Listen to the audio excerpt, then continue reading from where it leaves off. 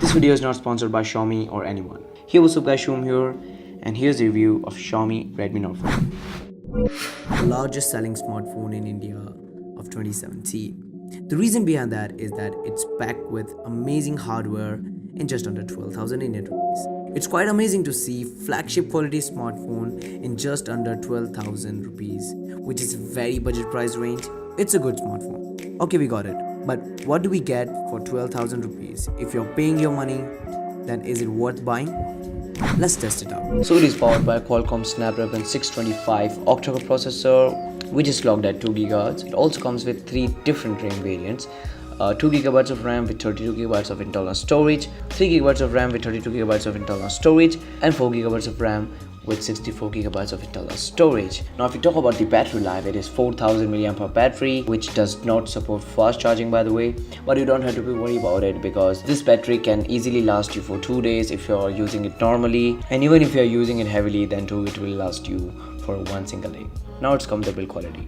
It is a 5.5-inch device, so it is a big device, it's not a small device, and it does have the aluminum back, but it is not a unibody device. The back is aluminum, but on the top and the bottom they use the plastic parts, but the plastic does not feel cheap. It is a very strong plastic, and overall the build quality of this device is very good guys. Now if we come to the display, it is a 5.5-inch Full HD display, which is a pretty bright display, not the brightest one, but this is okay for 12,000 rupees. But this is a very good display for 12,000 rupees. Let's talk about the ports. It does have 3.5mm headphone jack. For charging, unfortunately Xiaomi included the micro USB port, but as of 2017 I was expecting the Type-C port.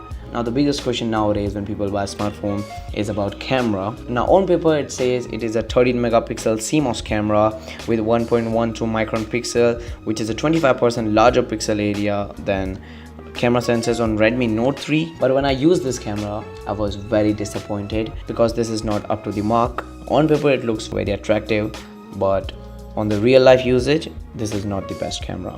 Maybe the camera is good, but the Xiaomi software implementation, the algorithm of producing images is not good. So maybe in future update Xiaomi should fix the camera quality. I also took some sample photos and videos, so here are the sample photos. I took it at the evening time, but by no mean I'm saying this camera is worst. No, this camera is pretty good, but it is not up to the mark which it says on paper. Now let's talk about sensors and why it is important, because nowadays companies are cutting down the price, but at the same time they are cutting down some of the features which are not very highlighted, and sensor is a department where most of the companies they remove all the sensors to reduce the price. Now let's talk about this Xiaomi. So the sensors are, here we go: electronic compass, accelerometer, proximity sensor, infrared ambient light sensor, gyroscope, Hall sensor, and a fingerprint sensor with support up to 5 fingerprints. So finally, this is the review of Xiaomi Redmi Note 4.